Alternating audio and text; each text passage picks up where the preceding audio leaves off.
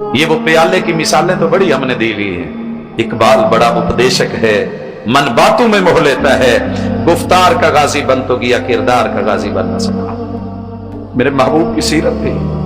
سیدہ نے کہا تھا، اور جناب جابر کہتے، یتیم کو ڈانٹ نہ دینا، سوالی کو جھڑکنا دینا، یتیم کو قہر آلودہ نظروں سے نہ دینا. آپ کی اور میری گلی میں یتیم تو بڑے ہیں دوستو، اللہ نے دیا ہے.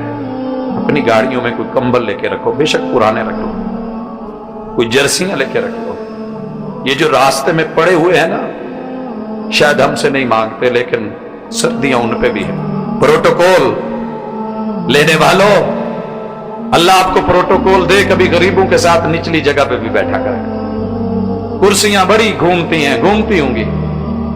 کوئی دن تو ایک خاص کیجئے کہ اپنی لیبر کے ساتھ، اپنے گھر کے نوکروں کے ساتھ، یا جو آپ کے کچھ بھی نہیں لگتے، کبھی ان کے ساتھ بیٹھ کے ان کی دال روٹی جو ملتی ہے اس کے ساتھ تو کھانا کھا کے دے.